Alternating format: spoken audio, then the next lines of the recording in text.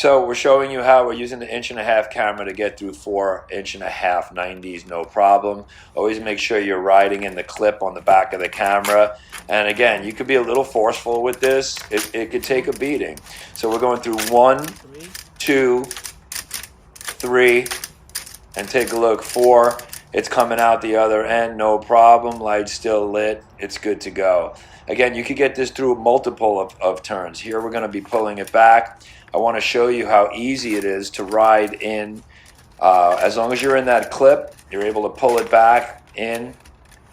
Again, we always take our camera head off before we store it, and we pop it out of the clip. Take a look. And you could ride it right back in. It's all good, ready to go away. Put it back in the case and it's ready for another use.